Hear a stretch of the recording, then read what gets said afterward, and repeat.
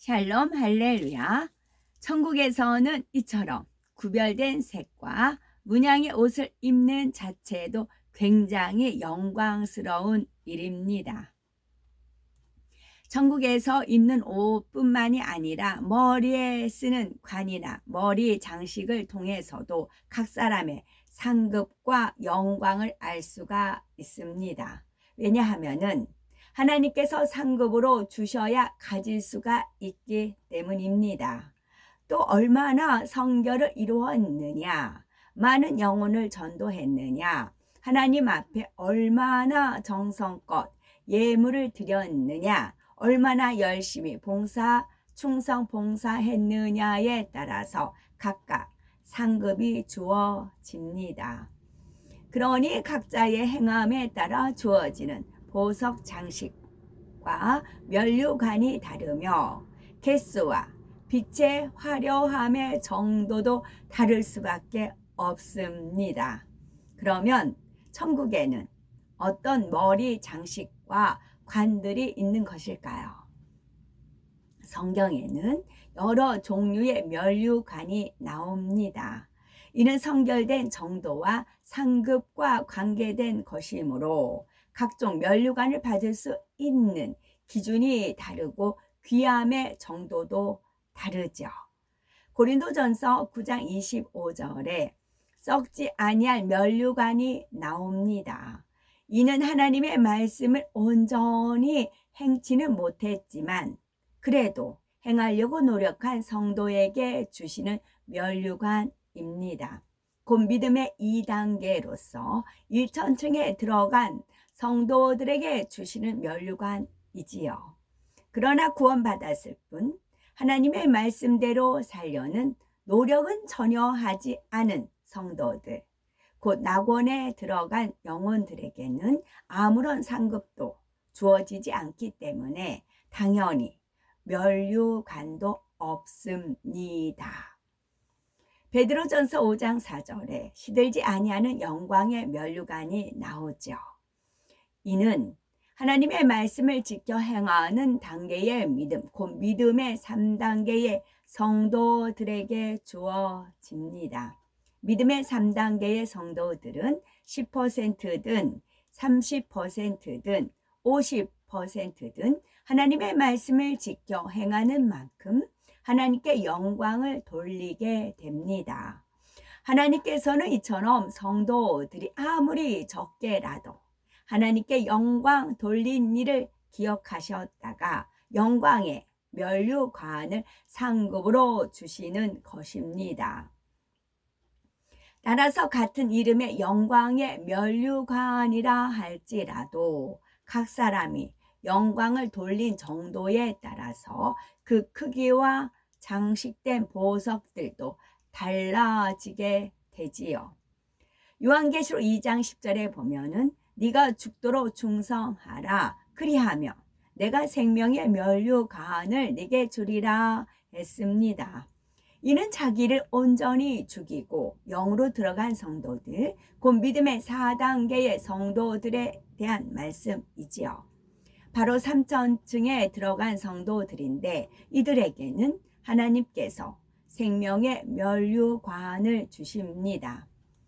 그러면 믿음의 5단계, 즉 온영으로 이루어서 새 예루살렘에 들어간 성도들에게는 하나님께서 어떠한 면류관을 주실까요? 요한계시록 4장 4절을 보면 하나님의 보좌 곁에 둘러선 24장로들이 그 면류관을 쓰고 있다 하였습니다. 디모데후서 4장 7절 8절에 보면 사도 바울은 악의 모양이라도 버리고 오직 진리 가운데 선한 싸움을 싸우며 달려갈 길을 마치고 끝까지 믿음을 지킨 자신을 위해서 의의 면류관이 예비되었다 했습니다. 그리고 의의 면류관은 자신뿐만 아니라 누구든지 주의 나타나심을 사모하는 사람들을 하나님께 받을 수 있다고 하였죠. 누구든지 주의 나타나심을 사모하는 사람들은 하나님께 받을 수 있다고 했지요. 그러므로 우리들은 신속히 온 영을 이루고 주님께서 다시 오실 때까지 사명을 다해